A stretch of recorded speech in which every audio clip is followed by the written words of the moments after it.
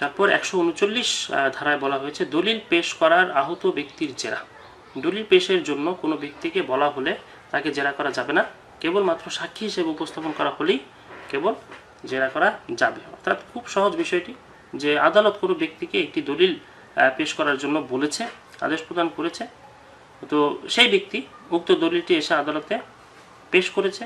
তো যে ব্যক্তি এসে আদালতে দলিল পেশ করলো সেই ব্যক্তিকে যদি জেরা করতে চায় বা কোনো প্রশ্ন করতে চায় সেটি করা যাবে না, কেবলমাত্র যে ব্যক্তিকে সাক্ষী হিসেবে উপস্থাপন করা হয়েছে সেই ব্যক্তির সাথেই জেরা করা যাবে, অন্য কোনো ব্যক্তির সাথে নয়।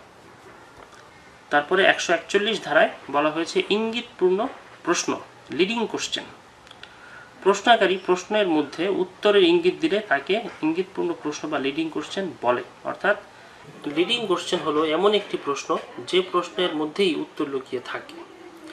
ডিফেন্স লয়ারকে লিডিং কোশ্চেন করায় পারদর্শী হতে হয়, কেননা এর মধ্য দিয়েই জেরার সময় খুব কৌশলে সাক্ষীর মুখ থেকে আসল ঘটনাটি প্রকাশ পেয়ে যায়, আর মামলাও অন্যদিকে ঘুরে যাওয়ার সম্ভাবনা থাকে। জেরার এই প্রক্রিয়াটি অনেকে নেতিবাচকভাবে দেখলেও আসল ঘটনা উদ্ঘাটনের ক্ষেত্রে এটি একটি প্রতিষ্ঠিত কৌশল। আশা করি আপনারা বুঝতে পেরেছেন যে ইঙ্গিতপূর্ণ প্রশ্ন বা ইঙ্গিতবাহী প্রশ্ন অথবা লিডিং কোশ্চেন বিষয়টি কি। মোট কথা হচ্ছে যে যখন একটি প্রশ্ন করা হয় তো প্রশ্নের উত্তরটা কি হবে সেই উত্তরটি যদি প্রশ্নের ভিতরেই বলে দেওয়া হয় তাহলে সেই ক্ষেত্রে আমরা ওই প্রশ্নকে বলতে পারি ইঙ্গিতপূর্ণ প্রশ্ন বা লিডিং কোশ্চেন। যদি একটি উদাহরণ নিয়ে আলোচনা করি বিষয়টি আপনাদের কাছে একদম পরিষ্কার হয়ে যাবে। ক একজন আসামি পক্ষের আইনজীবী এবং খ হচ্ছে বাদী পক্ষের সাক্ষী। আচ্ছা, তাহলে এরা কারা আমরা বুঝে নিই। একটি মোকদ্দমা দায়ের করা হয়েছে, সেই মোকদ্দমার যে বাদী সে একজন সাক্ষী নিয়ে এসেছে, সেই সাক্ষী হচ্ছে খ। আচ্ছা, আর অপোজিশন পক্ষের অর্থাৎ আসামি পক্ষের যে আইনজীবী রয়েছে সে আইনজীবী হচ্ছে ক। ক খকে প্রশ্ন করছে যে খুন হওয়ার রাতে আপনি কি বাড়িতে ছিলেন?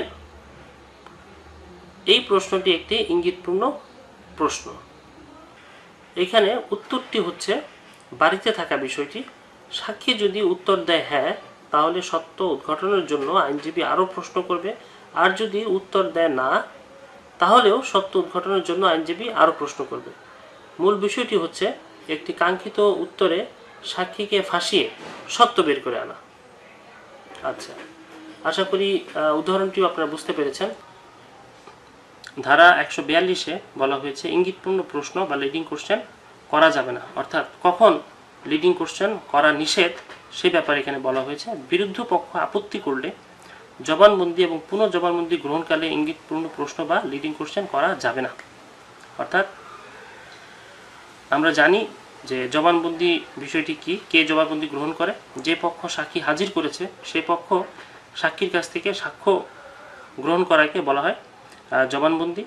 তো ওই সময় যদি বিরুদ্ধ পক্ষ আপত্তি প্রকাশ করে তাহলে সেক্ষেত্রে এই লিডিং কোশ্চেন করা যাবে না। কিন্তু আদালতের অনুমতিক্রমে জবানবন্দি এবং পুনঃজবানবন্দিতে ইঙ্গিতপূর্ণ প্রশ্ন বা লিডিং কোশ্চেন করা যাবে। অর্থাৎ বিরুদ্ধ পক্ষ আপত্তি করলো, তো আপত্তি করলে স্বাভাবিকভাবে লিডিং কোশ্চেন করতে পারবে না। কিন্তু যদি এমন হয় যে না আদালত অনুমতি দিয়েছে, আদালত বলেছে যে না তুমি প্রশ্ন করো, তাহলে সেই ক্ষেত্রে আইনজীবী তার সাক্ষীকে লিডিং কোশ্চেন করতে পারবে। 143 ধারায় বলা হয়েছে যে কখন লিডিং কোশ্চেন করা যাবে।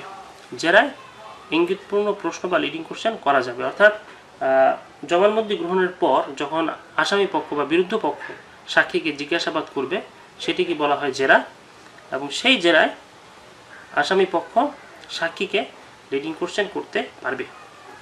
145 ধারায় বলা হয়েছে পূর্ববর্তী সাক্ষ্য বা বিবৃতি সম্পর্কে জেরা। পূর্বে প্রদত্ত কোনো সাক্ষ্য বর্তমানে প্রদত্ত কোনো সাক্ষ্যের সাথে সাংঘর্ষিক হলে পূর্ববর্তী সাক্ষ্য দেখানোর প্রয়োজন নেই, শুধুমাত্র সাংঘর্ষিক অংশটুকুর উপরে দৃষ্টিপাত করলে হবে। অর্থাৎ এক ব্যক্তি পূর্বে একটি সাক্ষ্য প্রদান করেছিল এবং সেই একই ব্যক্তি পরবর্তীতে আরেকটি সাক্ষ্য প্রদান করেছে। এখন দেখা যাচ্ছে যে পূর্বের যে সাক্ষ্য সে দিয়েছিল সেটির সাথে বর্তমান সাক্ষ্য সাংঘর্ষিক। তো যদি এরকম হয়ে থাকে তাহলে সেক্ষেত্রে আগের যে সাক্ষ্য সে দিয়েছিল সেই সাক্ষ্য আদালতে প্রদর্শনের কোনো প্রয়োজন নেই। শুধুমাত্র উভয় সাক্ষ্যের মধ্যে যেই বিষয়টুকু সাংঘর্ষিক সেই বিষয়টুকুর উপরে দৃষ্টিপাত করলেই চলবে। তারপর 146 ধারায় বলা হয়েছে জেরায় যে সকল প্রশ্ন আইনসম্মত, অর্থাৎ জেরার সময় কোন প্রশ্নসমূহ করা যাবে, কোন প্রশ্নসমূহ আইনসম্মত হবে তা এখানে বলা হয়েছে। সাধারণত 3 ধরনের প্রশ্ন জেরায় আইনসম্মত। একটি হচ্ছে সত্যবাদিতা পরীক্ষা করা যায় এমন প্রশ্ন, তারপর পরিচয় বা মর্যাদা জানা যায় এমন প্রশ্ন, আর শেষেরটি হচ্ছে যে চরিত্রের প্রতি আঘাত করে বিশ্বাসযোগ্যতা সম্পর্কে অনিশ্চয়তা সৃষ্টি করা যায় এমন প্রশ্ন। আচ্ছা, এই 3টি বিষয় আমরা একটু ভালো করে বুঝে নিই। জেরায় যখন প্রশ্ন করা হবে তখন সেই প্রশ্ন করার উদ্দেশ্য থাকবে সত্যবাদিতা পরীক্ষা, অর্থাৎ সাক্ষী সত্য বলছে কিনা সেটি উদ্ঘাটন করার জন্য জেরায় প্রশ্ন করা যাবে। তারপরে বলা হয়েছে পরিচয় ও মর্যাদা জানা যায় এমন প্রশ্ন, অর্থাৎ যে ব্যক্তি সাক্ষ্য প্রদান করতে এসেছে সেই ব্যক্তির আসলে পরিচয় কি, সে কে, তার যদি কোনো মর্যাদা থেকে থাকে তাহলে সেটি কীরকম মর্যাদা, এই বিষয়ের উপরে জেরা প্রশ্ন করা যাবে। এই পয়েন্টটি আসলে খুব ইম্পর্ট্যান্ট একটি পয়েন্ট, কারণ যে ব্যক্তি সাক্ষ্য দিতে এসেছে তার পরিচয় আসলে কি এই বিষয়টি জানা খুবই দরকার। যদি এমন হয় যে যে ব্যক্তি সাক্ষ্য দিতে এসেছে সে ব্যক্তি প্রকৃতপক্ষে একজন ডাকাত, এখন একজন ডাকাত এসেছে সাক্ষ্য প্রদান করার জন্য, এই বিষয়টি জানা আদালতের জন্য খুবই প্রয়োজন। তো যদি এই পরিচয়ের ব্যাপারটি যদি স্পেসিফিক করা যায় যে আসলে যে ব্যক্তি সাক্ষ্য দিতে এসেছে সে কে, তার পরিচয় কি, সে কি করে, তাহলে আদালতের জন্য সিদ্ধান্ত গ্রহণে অনেক সুবিধা হয়। যে কারণে এই পয়েন্টটি খুবই গুরুত্বপূর্ণ। এবং আরেকটি বিষয় হচ্ছে যে যে ব্যক্তি সাক্ষ্য দিতে এসেছে সে ব্যক্তি কি সত্যিই সাক্ষী কিনা, বা সে মিথ্যা বলছে কিনা, বা তার ভিতরে কোনো মিথ্যা লুকিয়ে আছে কিনা, গোপনীয়তা আছে কিনা, এই বিষয়টি বের করার জন্য আইনজীবী চাইলে সাক্ষীর চরিত্রের প্রতি আঘাত করতে পারে, চরিত্রের প্রতি আঘাত করে তাকে উত্তেজিত করতে পারে এবং তার সাক্ষীর বক্তব্যের বিশ্বাসযোগ্যতা সম্পর্কে অনিশ্চয়তা তৈরি করতে পারবে, যাতে সাক্ষী মিথ্যা গোপন করে সত্যটি প্রকাশ করে। অর্থাৎ সত্য প্রকাশ করার জন্য সাক্ষীর চরিত্রের প্রতি আঘাত করে বিশ্বাসযোগ্যতা সম্পর্কে অনিশ্চয়তা তৈরি করার জন্য জেরায় প্রশ্ন করা যাবে।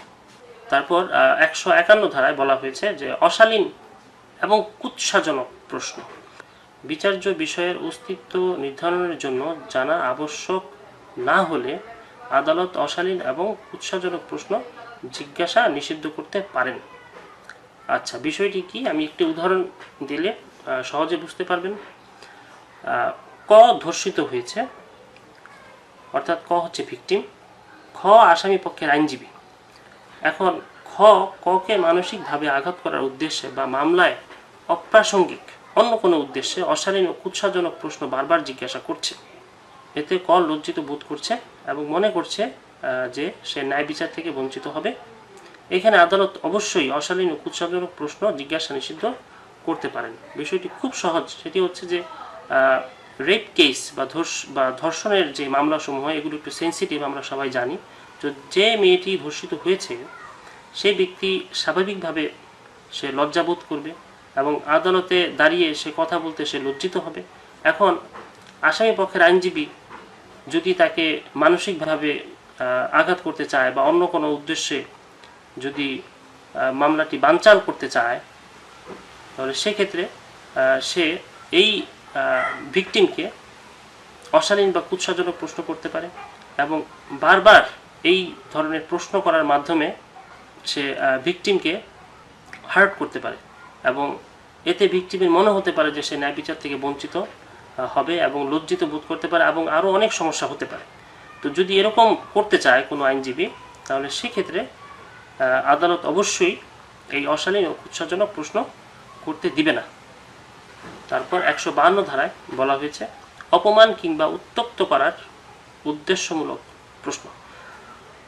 উদ্দেশ্যমূলকভাবে কোনো ব্যক্তিকে অপমান বা উত্ত্যক্ত করার জন্য কোনো প্রশ্ন করা হলে আদালত তা নিষিদ্ধ করতে পারেন। বিষয়টি খুব সহজ। অর্থাৎ কোনো আইনজীবী কোনো ভিকটিমকে এমন কোনো প্রশ্ন করে যা অপমানজনক বা উত্তক্ত করার মতো, অথচ সেই প্রশ্ন মোকদ্দমার সাথে প্রাসঙ্গিক নয়, তাহলে সেক্ষেত্রে আদালত ওই প্রশ্ন করা নিষেধ করতে পারেন। 154 ধারায় বলা হয়েছে বৈরী সাক্ষী, হোস্টাইল উইটনেস। সাধারণত কোনো পক্ষ তার নিজের সাক্ষীকে কোনো প্রশ্ন করতে পারে না, কিন্তু 154 ধারা অনুযায়ী আদালতের অনুমতি সাপেক্ষে কোনো পক্ষ নিজের সাক্ষীকে বৈরী সাক্ষী হিসেবে প্রশ্ন করতে পারে, যে সকল কোশ্চেন বিরুদ্ধ পক্ষ জেরা করতে পারে। আচ্ছা, বিষয়টি কি? বিষয়টি খুব সহজ এবং খুব ইম্পর্টেন্ট। এই বৈরী সাক্ষী আমাদেরকে মনে রাখতে হবে যে বৈরী সাক্ষী কী। সাক্ষ্য আইন পড়ে যদি আমরা বৈরী সাক্ষ্য সম্পর্কে অজ্ঞাত থাকি, তাহলে আমাদেরকে বুঝতে হবে যে আমরা সাক্ষ্য আইন পড়িনি। সুতরাং বৈরী সাক্ষ্য কী সেটি আমাদেরকে ভালোভাবে বুঝতে হবে। বৈরী সাক্ষ্য হচ্ছে যে বাদী পক্ষ যে সাক্ষীকে আদালতে হাজির করেছে সেই সাক্ষীর কাছ থেকে সাক্ষ্য গ্রহণ করবে। তো দেখা যাচ্ছে যে সেই সাক্ষী সাক্ষ্য দিচ্ছে না, বরঞ্চ উল্টো সাক্ষী দিচ্ছে আসামি পক্ষে হয়ে। তো যদি এরকমটি করে, তাহলে বাদী পক্ষের আইনজীবী আদালতকে জানাবে যে তার সাক্ষী এখন বর্তমানে বৈরী সাক্ষী এবং সে এই সাক্ষীকে জেরা করতে চায়। যদি আদালত অনুমতি দেয়, তাহলে সে তার নিজের সাক্ষীকে জেরা করতে পারে। এখানে মনে রাখতে হবে যে সাক্ষী উপস্থাপনকারীর বিপক্ষে যখন সাক্ষী দেওয়া হয় তখন তাকে বৈরী সাক্ষী বলে, যখন সাক্ষী বৈরী হয় তখন নিজের সাক্ষীকে জেরা করা যায়। অর্থাৎ আমরা এতক্ষণ জেনে আসছি যে নিজের সাক্ষীকে প্রশ্ন করলে সেটি হবে জবানবন্দি, আর অপোজিশন কোশ্চেন করলে সেটি হবে জেরা। কিন্তু নিজের সাক্ষী যখন বৈরী হয়ে যাবে তখন সেই সাক্ষীকে নিজের সাক্ষীকেই জেরা করা যাবে। তারপর ধারা 159-এ বলা হয়েছে স্মৃতি পুনরুজ্জীবিত করা। কোনো সাক্ষীর স্মৃতি পুনরুজ্জীবিত করার জন্য কোনো প্রশ্ন বা কোনো কিছু দেখানো যেতে পারে। অর্থাৎ কোনো সাক্ষী একটি গুরুত্বপূর্ণ সাক্ষী যার সাক্ষ্য খুব প্রয়োজন, বাট সে স্মৃতি হারিয়ে ফেলেছে। নানা কারণে এটি ঘটতে পারে, বয়স হয়ে যেতে পারে বা এমন কোনো কিছু ঘটেছে যে তার স্মৃতিতে নেই বিষয়টি। সেক্ষেত্রে সেই সাক্ষীর স্মৃতিকে পুনরুজ্জীবিত করানোর জন্য তাকে কোনো প্রশ্ন করা যেতে পারে বা তাকে কোনো কিছু দেখানো যেতে পারে, যেটি তাকে শো করলে বা দেখালে তার ওই বিষয়টি মনে পড়বে এবং সে সাক্ষী প্রদান করতে পারবে। তো এই জন্য তাকে কোনো প্রশ্ন করা যেতে পারে বা কিছু দেখানো যেতে পারে। তো এটি হচ্ছে স্মৃতি পুনরুজ্জীবিত করা। তারপর ধারা 161-তে বলা হয়েছে স্মৃতি পুনরুজ্জীবিত করার ক্ষেত্রে বিরুদ্ধ পক্ষের অধিকার। কোনো সাক্ষী স্মৃতি পুনরুজ্জীবিত করার জন্য কোনো কিছু দেখানো হলে বিরুদ্ধ পক্ষ সেটি দেখতে চাইলে বিরুদ্ধ পক্ষকে দেখাতে হবে এবং বিরুদ্ধ পক্ষ চাইলে সে সম্পর্কে জেরা করতে পারবেন। আচ্ছা, বিষয়টি খুব সহজ। সেটি হচ্ছে যে একটু আগে আমরা শিখে আসলাম যে স্মৃতি পুনরুজ্জীবিত করা বিষয়টি কি। তো স্মৃতি পুনরুজ্জীবিত করার জন্য যদি কোনো সাক্ষীকে কোনো কিছু দেখানো হয়, তাহলে যে বিষয়টি দেখানো হলো সেই বিষয়টি যদি বিরুদ্ধ পক্ষ দেখতে চায় তা তাদেরকে দেখতে দিতে হবে এবং বিরুদ্ধ পক্ষ সেই বিষয়টি দেখে চাইলে সাক্ষীকে জেরা করতে পারবেন। তারপরে ধারা 165-তে বলা হয়েছে বিচারক কর্তৃক প্রশ্ন কিংবা কিছু দাখিলের আদেশ। কোনো বিচারক প্রাসঙ্গিক ঘটনা আবিষ্কার বা উপযুক্ত প্রমাণ সংগ্রহের জন্য যে কোনো সাক্ষীকে যে কোনো সময় প্রশ্ন করতে পারে বা কোনো কিছু দাখিলের আদেশ দিতে পারে। অর্থাৎ বিষয়টি খুব সহজ যে বিচারক কর্তৃক চাইলে সে কিছু প্রশ্নও করতে পারে, আবার কিছু দাখিলের আদেশও দিতে পারে। এখন এই বিষয়টি সে কখন করবে? যদি কোনো কিছু আবিষ্কার করার প্রয়োজন ঘটে বা উপযুক্ত তথ্য প্রমাণ সংগ্রহ করার প্রয়োজন ঘটে, যদি এরকমটি প্রয়োজন হয়, তাহলে আদালত অবশ্যই যে কোনো সাক্ষীকে প্রশ্ন করতে পারবে এবং বলতে পারবে যে তুমি এই বিষয়গুলো আদালতে সাবমিট করো, আমি দেখতে চাই।